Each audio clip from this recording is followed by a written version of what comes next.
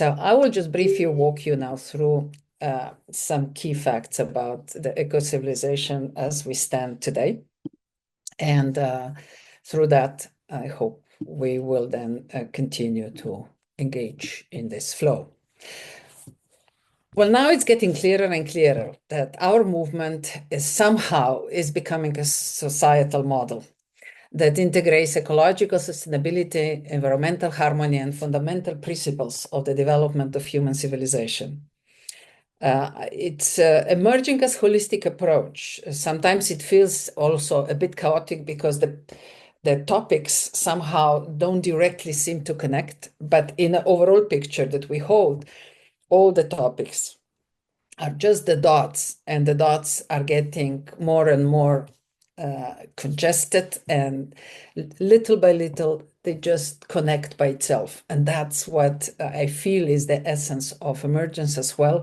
And this leads us into sort of a harmonious coexistence between humanity and the planet itself, and recognizing that the health and prosperity of both are really, really closely intertwined.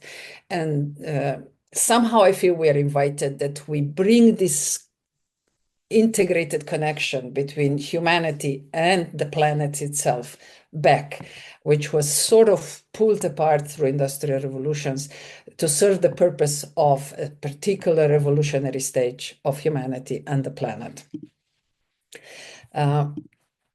So if I share in short what I can hear through all different summits and meetings and dialogues, I would say that the eco-civilization movement at this point in the evolution is really a disruptive global cluster of people who care. This became so clear, especially this year. Bringing people together who care. Doesn't matter what's the profession, doesn't matter on which social level and scale you're connecting. The important vibe of all people who gather and stay around and co-create is that we all care about our future, care about ourselves, care about the society, and also global interaction of the planet Earth with the entire universe. The other very important message from people who engage was that they feel safe. Safe to collaborate, safe to innovate, safe to engage, and safe to express what they feel, what they dream about, and what they want to do. So that's another strong message. And last but not least, we're seeking or searching or challenging the core foundation of our future civilization. And that is somehow emerging on its own. We just got to listen, tap into this. And of course, nobody can do it on its own. And that's why it's so great to have many people who are sort of listening to these vibes, and collectively our awareness is growing, and our consciousness is expanding to the point that we can actually comprehend much more than we did at the beginning of this year, 3 years ago, 4.5 years ago, when the whole story has started. So I'm not going to go through that. This is all published in a webpage. But yes, we're still after some long-term vision of possibility to evolve into a more ecologically conscious civilization, meaning in a closer relationship with planet Earth itself, and through that, with the universe that we are all part of. Goals are still standing. So yes, we want to keep the planet Earth as ecozone. So we're asking constantly ourselves how we need to emerge as humanity to fit into this. And also the strategies have not changed that much, which means the aspect is broad enough that allows the emergence within their own. And the current focus, that has grown from water, soil, air. We got now new, and maybe circular economy, we got now new elements, which is mental health, leadership challenge, and different aspects of cross-pollination. So if we need to sort of pull out, which is always hard, really, the key achievements in 2025, I would say we were successful in growing the network further. We cross-pollinated our ideas with many new sister networks. We took eco-civilization spirit in all over the world, beyond the like-minded circles, which I think for all of us is a great opportunity. And not only to, of course, talk about eco-civilization, but also about your networks, that we are confident that this emergence of new concepts, that even though maybe they started with one person or with a momentum of few people sharing a space at one point in life, that doesn't mean that they don't make sense on a global scale. And only when we discuss them, only when we bring them to the circles that might not be in favor of our topics, that's where the real test is. And that's where we can actually grow even further and deeper. And that started to happen. We will see through different presentations that our either partners or curators are exercising different thoughts beyond the only eco-civilization movement and test their own visions with maybe some sparkles from this movement as well. And yes, we have published a new book, Water the Essence of Life, which we're proud of, and we will hear about some good results during the summit. This still somehow holds. We are now moving from just proof of concept, which will, of course, for several areas continue to evolve. But as you will see next year, we will start with some real project prototyping, which I'm very excited about, because that means we also talk about funding, which is important, no matter how much I was trying to avoid it. But its eco-civilization movement has grown to the point that it needs some financial support as well, but nothing dramatic. It will not fall apart if we don't get any. Don't worry about it. But we are encouraged that by maturing some of our topics, moving into the prototyping level, project level, we can act in that framework as well. These are the figures from 2 weeks ago, which I'm very proud that this year we are officially in 50 countries. We have 115 official representatives, many more members. And the number of events we've already jointly delivered is growing nicely. There are also already some new countries waiting at the door, some exciting new members forthcoming, but we will engage with them directly in 2025 in January. So we started, just a quick reminder, in April 2022. What shall I say? There is really no tangible obligations where we want to take this. It's the emergence, so we take it where the emergence is taking us. But boy, I'm enjoying this process and travel and the whole emergence, because it's full of really, really nice surprises. So we'll continue to hold the space for that. And of course, our partner networks are one of the key new fresh vibes through which we can understand better ourselves, but at the same time also better understand the moment we live in and the opportunities that are arising from those particular moments. So these are the new member countries, which we will maybe greet later as well. Especially these are the faces of new female wings, but most of them are now emerging with their male partners as well, which is really great information. And during the year, and especially at the summit for 2025, we will focus a lot on this she for he and he for she closer relationships, because there is no era of women or no era of men. And if any of us, either men or women, are underprivileged in the society, we are all underprivileged. So we're yet to learn what it really means not to favor one over the other, but to really build on the capacity of both a progressive and outgoing society who can constantly readjust, who has the resilience capacity integrated in its all core vibe, but at the same time is very open for a sustainable development wherever that is taking us. So I'm greeting all of you who are here today, and these are our new vibes. Very happy to connect, not almost the entire Balkan, and that was one of incredible vibes. But it's a very strong message to the world as well that we have two fantastic vibes from Ukraine and from Russia, who are both dedicated to our cause and to development of a new, peaceful, engaging and collaborative society for the future.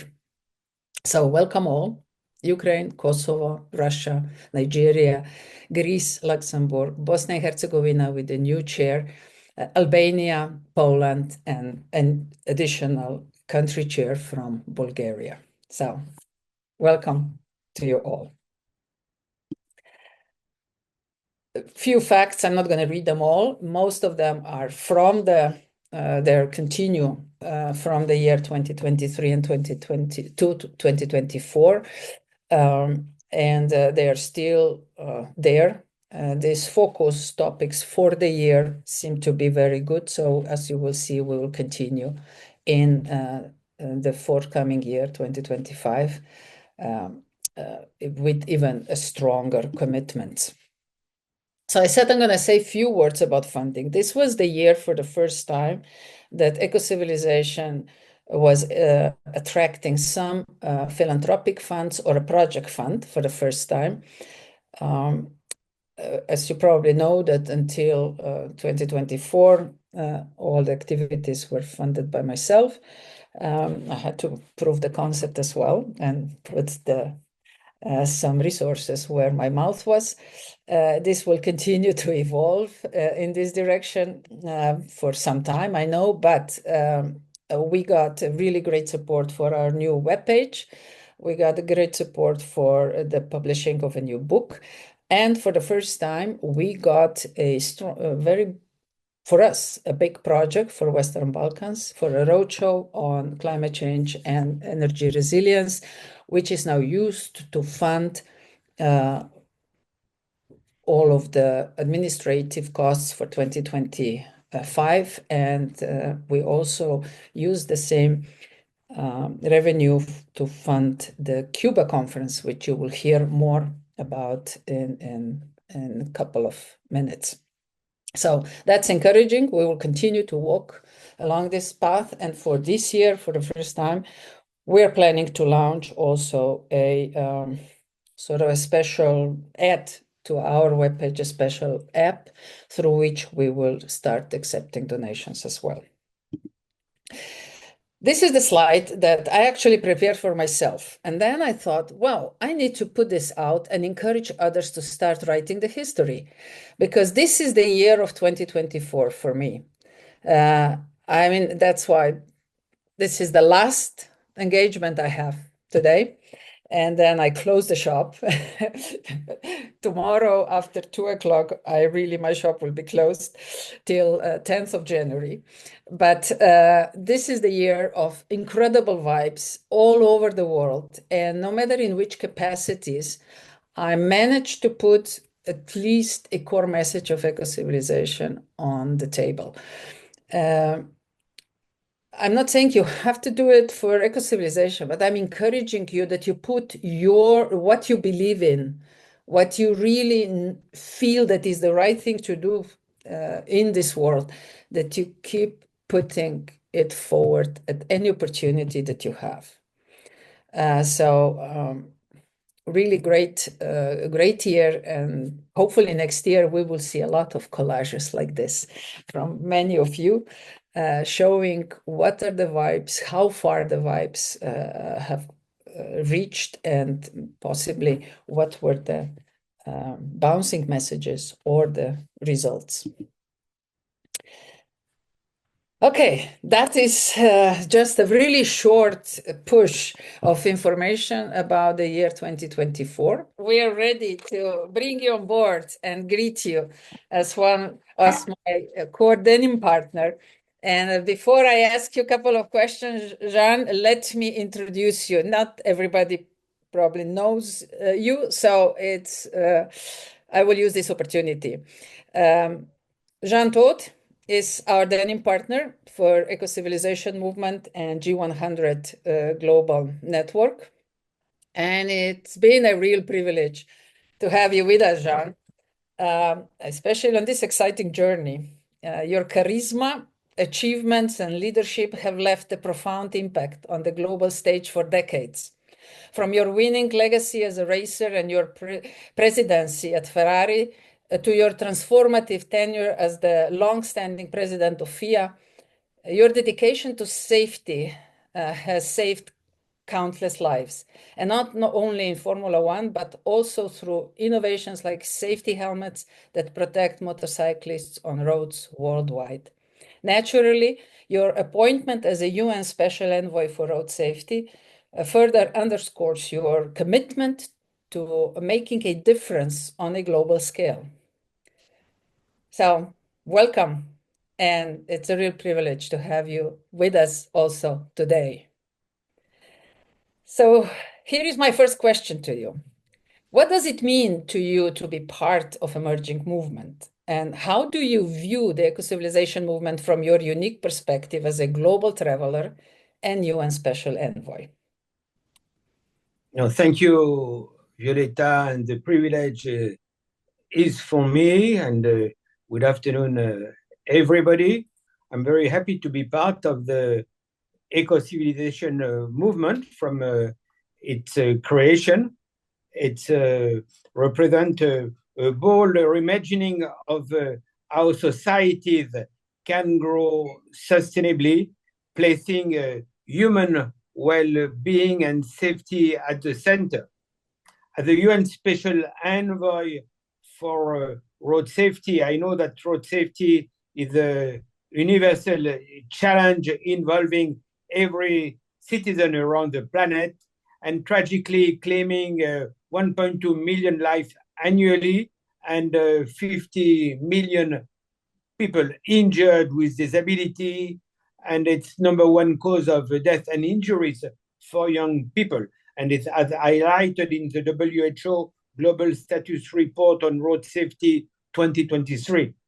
For me, addressing road safety is not just about saving lives, but about building equitable and resilient communities, a vision that aligns strongly with the principle you created with eco-civilization. And the movement's emphasis on shared responsibility mirrors the ethos of the second decade of action for road safety, which aims to reduce road traffic fatalities and injuries by 50% by 2030. It's among SDGs 3.6. And both endeavors demonstrate that real progress comes from working together, whether at a global, national, or community level. Well, great. This sets the pace of how deep and far we could actually, we are invited to think and expand our engagements in order to create a fairer society, and especially a society where it capitalizes its benefits of its people, not try to take them out of the picture and in a brutal case, in a brutal way like road safety accidents are. But what is your perspective? I mean, you're a global traveler. You meet politicians, you meet all kinds of people on your journeys which promote road safety. So what is your perspective on the current global repositioning of power? So do you believe it's underway? Are we seeing a new world emerging? And if so, how do you interpret its implications? The repositioning of power globally is undeniable, but it also brings new opportunities for multilateral collaboration to address challenges such as climate change, sustainable development, and road safety. As we rethink transportation systems, it is clear that sustainable mobility must prioritize as a critical driver of development. Road safety is a key piece of this puzzle, ensuring that progress does not come at the cost of human lives. And events like the upcoming fourth Global Ministerial Conference on Road Safety, which will be hosted in Marrakesh next February, provide a chance to demonstrate what global partnership can achieve. These gathering are pivotal moments for strengthening commitments, addressing infrastructure disparities, and scaling up impactful solutions. Multilateralism remains our most effective tool in delivering tangible results, particularly in road safety, where the stakes are so high, as you know.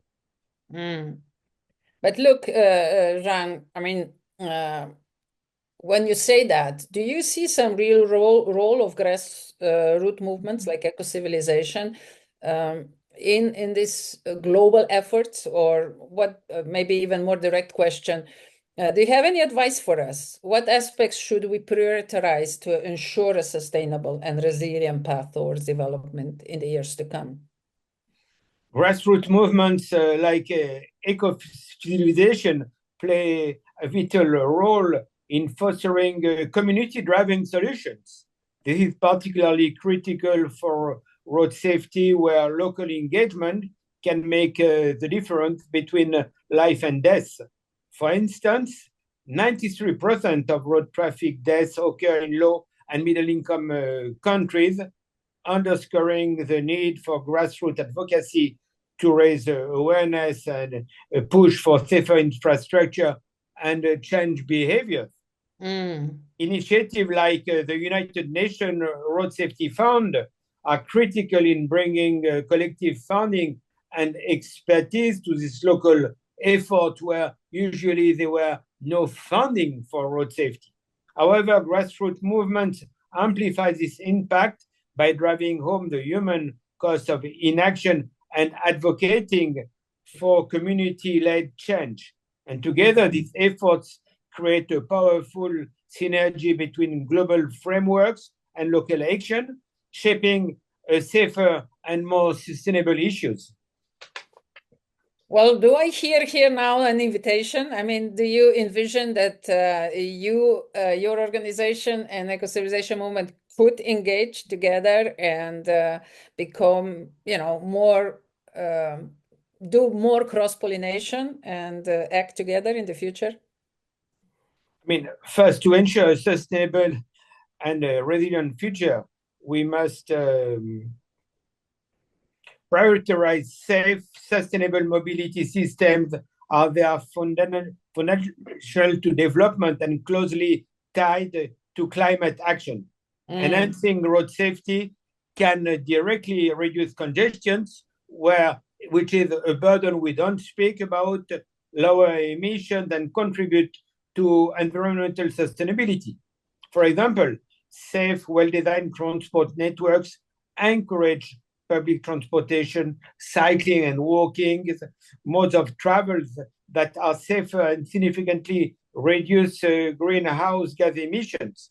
Addressing these components through sustainable urban planning and investment in safer transport systems has a dual benefit. It saves life and reduces the carbon footprint and transportation. Second, focus on partnership and collaboration. Progress requires uniting governments, private sector, and civil society. Through partnerships, we can achieve solutions that are scalable and inclusive. Well, I think we've heard the message, Jean. I will get back to you and see how we can strengthen your efforts and how we can empower our local wings to act in this area as well. So thank you very much for your... But I mean, let me again thank you and congratulate you for your endeavor, your energy, and all the people you have been putting together.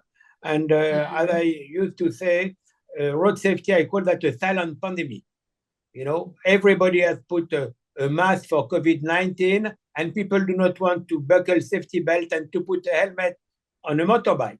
So that's something which concerns all of us, and giving me this opportunity to put that in your agenda is absolutely essential, and I thank you for that. Right. The message was very clear, taken well on board, and I think there are a couple of partner networks who will also be willing to join us in this effort. So we'll talk early beginning of next year and see what we can do together. Thank you very much, John, and all the best to Saudi Arabia. Have great meetings, and talk to you soon as well. And please stay with us as long as you can. Thank you. Well, this was Jean's story. So I'd like to now invite into a dialogue another person who made an enormous impact on the way how eco-civilization movement has evolved, and was really the one who pushed me over the edge a little bit and say, go global. Global with the big steps. So I'd like to welcome Dr. Harbeen Arora to our session. Harbeen, are you with us?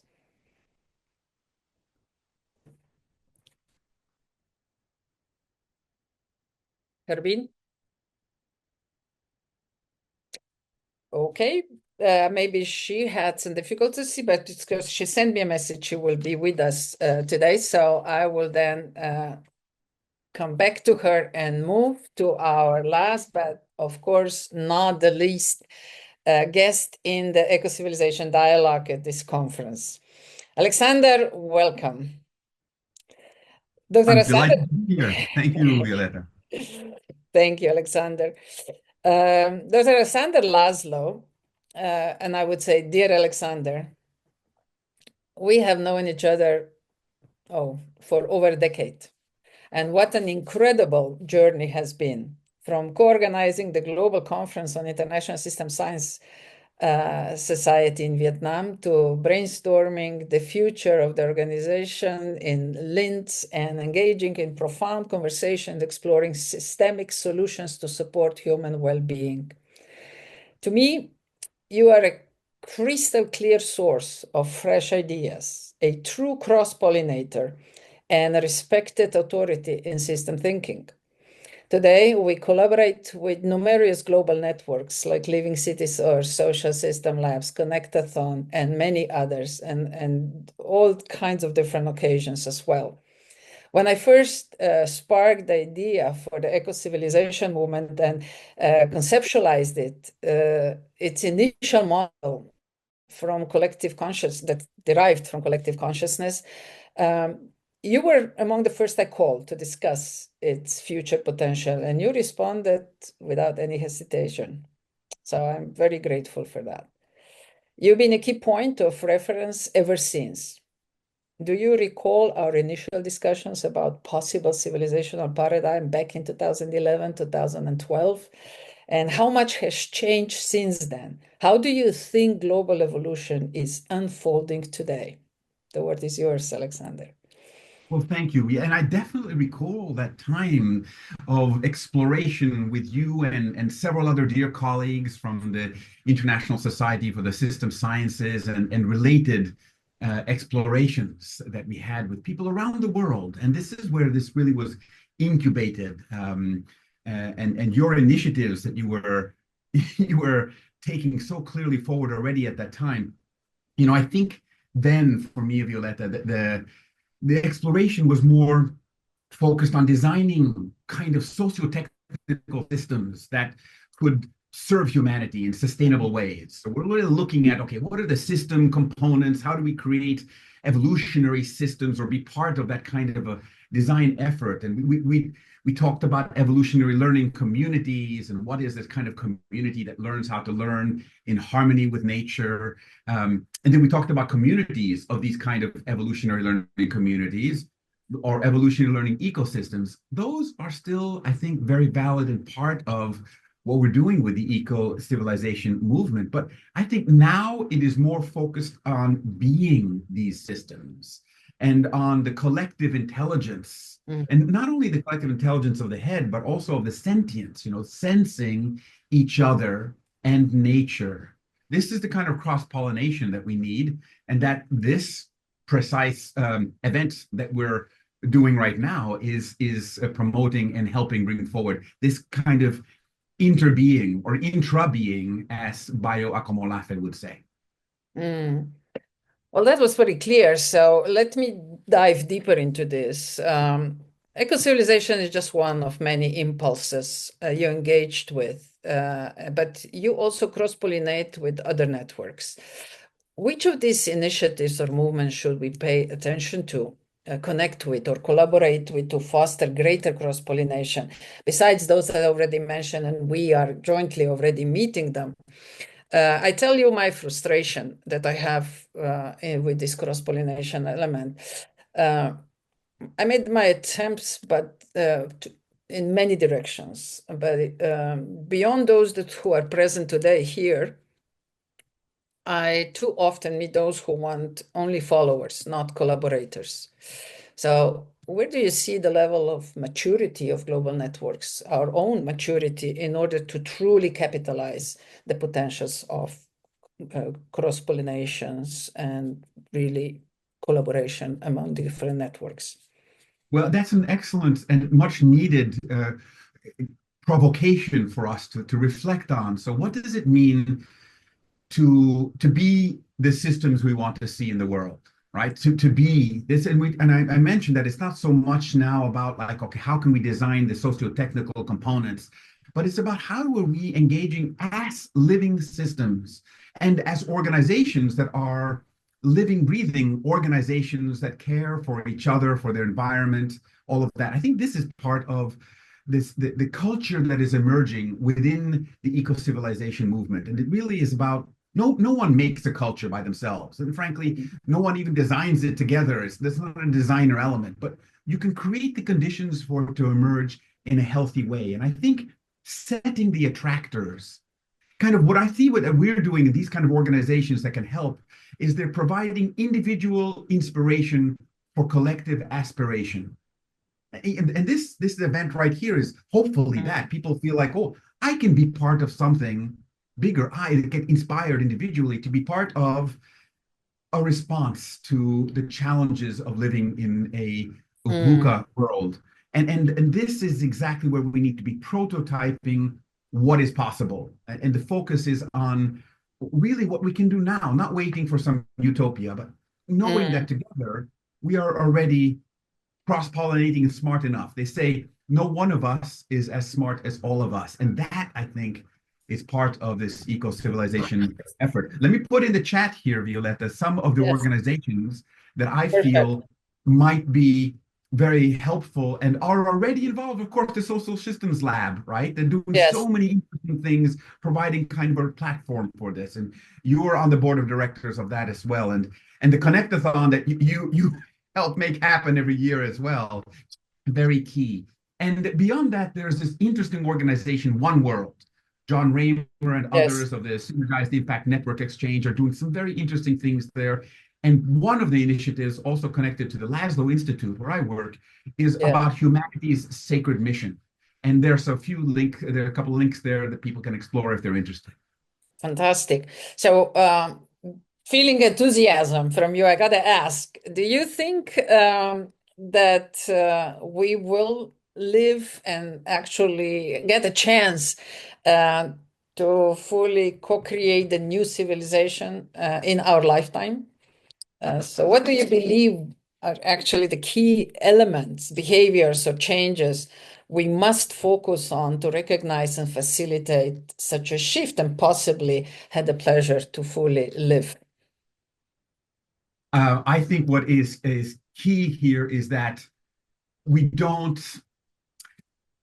I like to think of it as a triple birthing. I think I've shared this metaphor with you before, but it's not only that we're midwifing a new time into being, right? Which is important. We are kind of helping emerge something, looking at the parameters and serving as midwives of a new era. But we're also giving birth to something, and that means that we have to be the ones who are creatively engaged in making this happen. We have skin in the game, so to speak. It means being part of it, not just watching it happen or standing on the side. And the third aspect is that we are that which is being born. It's not only midwifing or giving birth, but we're doing this because we ourselves are coming into a different type of inter-existence. And to think that we're doing this for a future generation or for the planet or for somebody else is mistaken. I think we have to be saying this is our time. I love the expression, you know, we are the ones that we've been waiting for, but we're not waiting anymore. You know, we're doing this. This is what it's about. And I think that's the spirit of engagement that can bring us forward. It means, by the way, living in this space right now that allows us to honor what is no longer and still not yet being in a place that is yet here. We're kind of honoring the space between no longer and not yet. And I think that is a place of allowance. And it's a place that can help us bring forward. And without a doubt, I think it can happen, but it won't happen unless we put ourselves into it. We can't just say somebody else will take care of this. Well, now you challenge me that I have to ask you the next question. I mean, I've been studying a little bit civilizations, and I see that every civilization had an incredible peak and eventually fallen or became completely marginalized, losing their influence over the course of evolution. So do you think that humanity even has the capacity to reimagine and reinvent itself and build on consciously on the experiences of others? And maybe just a side question, how can social science help us and guide us to become maybe better stewards of life on this beautiful planet? Great questions. And I think it really centers around our understanding of what civilization means, because you know, the concept of civilization has been associated with violent hegemony of the West, you know, and its policies of neocolonialism. And this has been a problem.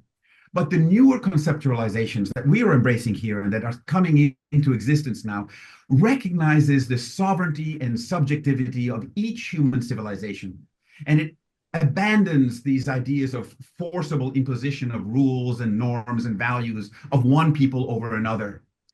So when we embrace and cultivate a context of friendly and equal dialogue of societies with differing cultural norms, and we learn how better to listen to each other, listen to nature, listen to what is seeking to emerge that has the pulse of life. You know, we all know if something is living and pulsing and full of love, or if something is scary and threatening. And you know, this is moving toward those direct cultivate. We have to be gardeners, ecosystem gardeners of this eco-civilization. I think this is the attitude and approach that can help make the kind of vision that we have into reality, but it means doing it in small ways, in your neighborhood, with others, connecting with others. And this is what eco-civilization, I feel, is the genius of this project. It brings people into touch with themselves, with each other, with nature, with our ancestors, and with future generations. We're in dialogue with them about what needs to happen. And that kind of dialogue, that I think is absolutely key. Well, then we're on the right track, at least in the sense of continuous fostering of dialogue. So thanks for that. But is there one last message you want to share with the Eco-Civilization crowd, Alexander? Well, yeah, I maybe just to say that it's so hard during times when there's so many messages in the news and so many things seem to be just leading towards uninspiring futures, you know, and how do we approach that? And I think finding each other and also allowing that idea of listening that I mentioned before. So there are three kind of things that I think we can do particularly. One is to stop, just to stop and not get so caught up in the problems that we're stuck. But to stop and to pause, like Eleftheria did at the beginning, that meditation of connecting us, stop and get out of our own way. The second thing I think we need to do is to connect. And again, that meditation that we were led through, we were asked to connect our roots, the mycelia, to feel this we can do on a daily basis, right? And not only in moments where we take a time out to meditate, but to engage in a way that first stops, then connects. And finally, the third step is to flow, to align with the pulse of change. That is life affirming, future creating, and opportunity increasing. And we can find that encouragement with each other. This, for me, is part of that individual inspiration for collective aspiration. We're doing it. We're doing it. Whoa, fantastic. Thank you, Alexander. I mean, I'm looking forward to continue sharing the path with you and getting inspired by your thoughts and visions, and of course, delivering on our own inner calls. And as I say often, maybe life sometimes is a real challenge, but then comes a smile. So let's continue along this line, and thank you very much. Please stay with us and feel the vibe that you could maybe later on, we could do even more together by understanding better how the core vibes of the civilizational movement are. Thank you very much. And now I will go back to dear friend, Dr. Harbeen Arora Rai. I've heard that she is with us this time. Hello, Harbeen. Namaste. Hello, dear soul sisters, dear brothers. Very honored and very happy to be part of this inspiring moment. Fantastic. Allow me, Harbeen, a few words about you before we engage in our dialogue. Harbeen, you are a true symbol of dedication, discipline, encouragement, and unwavering support for countless women and their partners as they pursue their unique path to happiness and balance and business success and collaboration. I still vividly remember that winter in 2021 when you called and invited me to join the Women Economic Forum and online, the first one, as one of the key speakers. It marked the pivotal turning point in my life, propelling me on an inspiring journey I had never imagined at that time even possible or wasn't in my radar at all. What I'm talking about is that after a series of conversations about potential collaborations, you proposed that I join the global network of 100 women with 100 projects for the greater world. At that time, the eco-civilization movement was still in its infancy, just under a year old in the virtual space. And I took a deep breath. I still remember a really deep breath and few days to think about, and eventually joined with Ecocivilisation, the family of many incredible projects. Today, the G100 network continues to grow stronger and more impactful with each passing day. So it's a real pleasure to host you here today. With this brief introduction, could you share your motivation behind funding and founding the G100 movement? Where do you envision taking it in the future? What is the core vibe behind it?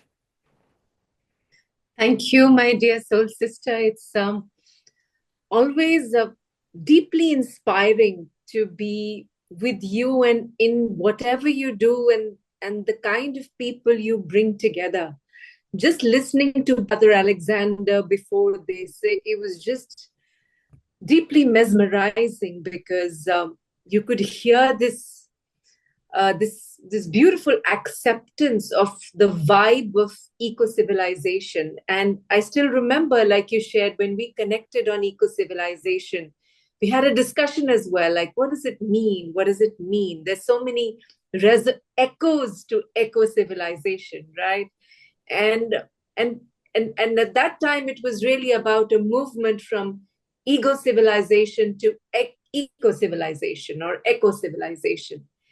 And I think one part is that it functions as on the plane of the individual, right? Like Brother Alexander said, moving from a state of my existence to interexistence. I just love that phrase so much.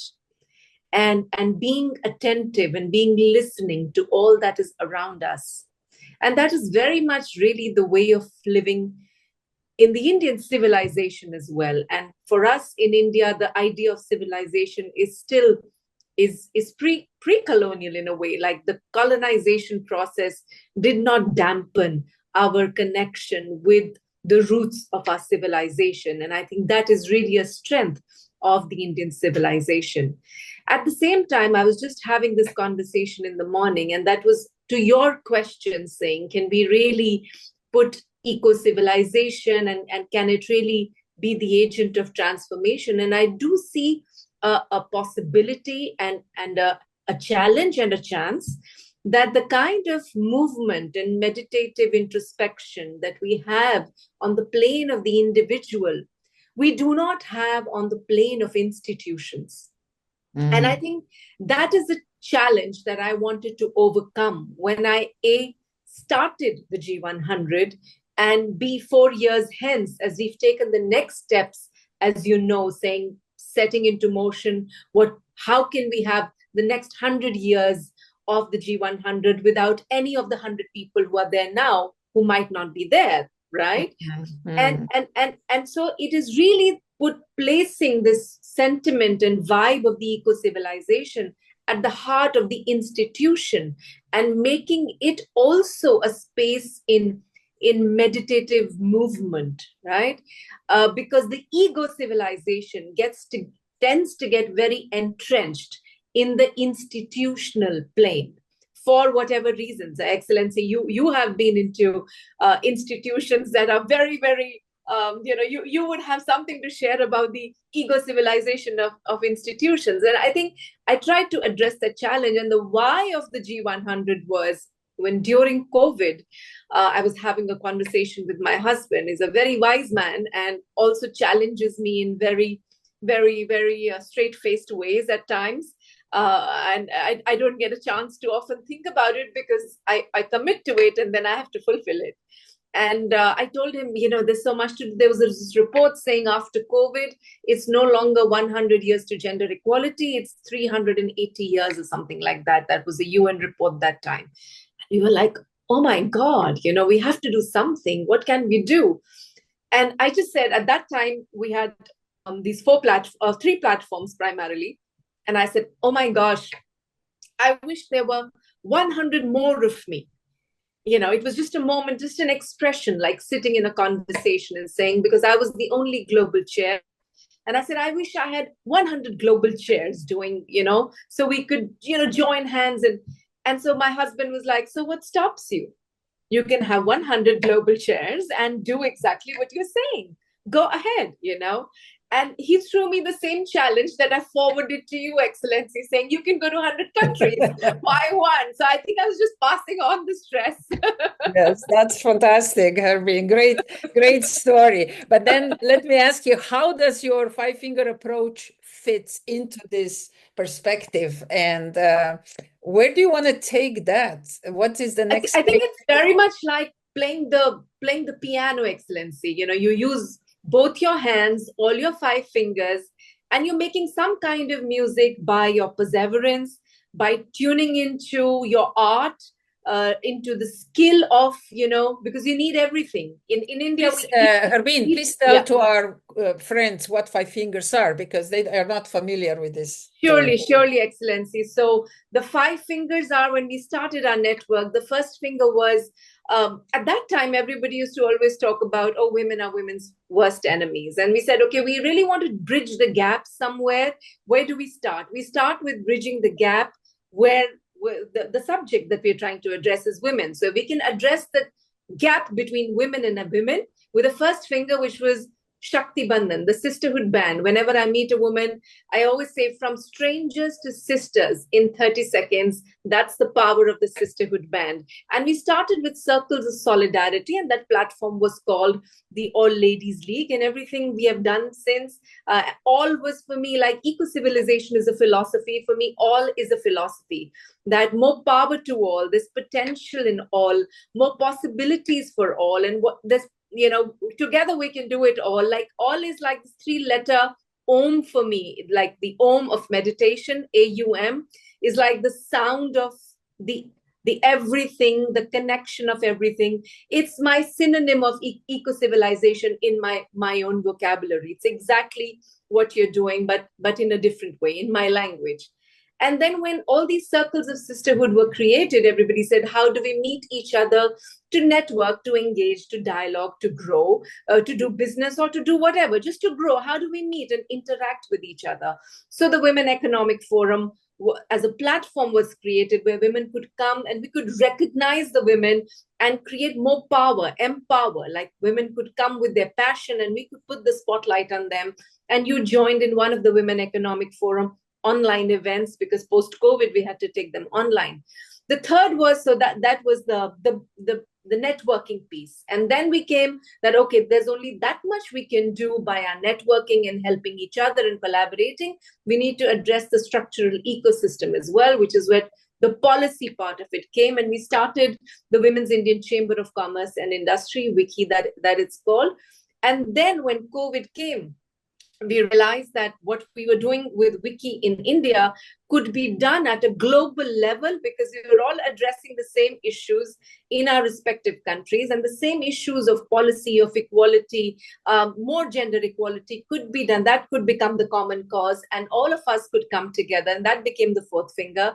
And then entrepreneurship being a very important part of what we were doing, because there's the glass ceiling in corporate. Women need flexibility. We needed to create a world for women, which entrepreneurship offered an opportunity to, instead of fixing, the broken system, like, okay, take a new space and occupy it and set the rules of the game in your way for yourself. So we wanted to create a space where women could, with the flexibility that COVID had sort of given as a positive, use that, but also thrive in that, be able to pursue their dreams. So entrepreneurship. And so She Economy as an app, which has been now created, we're a community section. So many women in our network have so many things to offer at an economic level, because we have to build wealth in the hands of women. Land ownership is, everybody here knows the statistics. It's less than 4% of land ownership is with women. Less than 2% of funding goes to women founded enterprises. So there is a big wealth gap. We have less money in the hands of women. And so with the G100, we can also ask corporates to at least buy 25% of their products or services from women-owned businesses. So it's like, again, as I said, playing the piano. Everything's in a flow and in togetherness. We need all five. In India, the 5 fingers represent the 5 elements also. That's why we eat with our hands, because when you eat with your hands, you're harmonizing all the 5 elements in your food and creating that balance and harmony of all the elements of which you are made. So I think it's really, it's a way for that. And of course, stronger together, because all 5 together make this fist, and it gives us the strength and the boldness and the courage to push forward. Wow. Great story. Another great example of holistic systemic approach to transformative flow. It's really beautiful to hear. Thank you, Harbeen. Maybe at the end, just the core learnings. I mean, there's been a couple of years now in this movement that you're creating. What are the core learnings that you are getting out of this global engagement pool of activities and dreams and aspirations, and of course, also some tangible results? Yeah, it's been fascinating, Excellency. It's like I did one PhD at the Sorbonne, and I did another PhD at the service of the G100. I've learned so much in these past few years. And I think most of the learnings are are a validation of what you already know in your heart of heart, but the experience of, the journey of going through it and all that you've gone through just sort of validates it, and you kind of pin it to the wall and say, this is it. And one of those learnings is that there is no substitute to integrity. To be able to work with people and partners who walk the talk is gold, is priceless. And if I can get that, I don't need to worry about anything else. None of us needs to, because when you have those kind of people in your teams, in your circles, it's constant. You're chasing inspiration all the time. You really don't have, because these are people who are operating at a frequency which is they are one with themselves, they are one with their projects, they are one with their goals. So I don't have to elaborate, but MIT says that there is no substitute to hard work, and I would just add to that as a parallel, there is no substitute to integrity. That's one. Number two is flexibility, because having worked with 100 leaders, but also hundreds of leaders, because each wing gets, more people. So I'm engaging with so many people, and there are hundreds of ways to lead. There are hundreds of it's like different vocabularies, different cultures. If you go at a micro level, not only are there, 190 countries, there are in those 100, there are billions of people. Each person is a sort of civilization unto that person, a whole world, a whole universe, what they bring. So to be able to zone into that person and tune into that and zoom out everything else and just focus on that and believe in that and trust in that, of course, given your frameworks and parameters of integrity and all of that. But after that, to be able to have that flexibility within your own self, to really relate and follow them in the way they are leading you. I think that is such a joy. It's like I'm being led by so many people, and there's so many beautiful ways. And each one is like, I feel like a butterfly at times. I go to different flowers and I take and receive learnings from them. And each one is as beautiful as the other. And if I cannot see it, then I have to challenge myself to be able to open some parts in my own heart which might be close to that way of working. And so it's fascinating. So that's number two, that there is so much beauty in the world, that there is so much talent in the world, and really wearing your rose-colored glasses of positivity, because it's important that you stay very, very positive no matter what happens. And things will happen, all kinds of things will happen, but you have to always stay in the light, because if you stay in the light, then you can see things for what they are.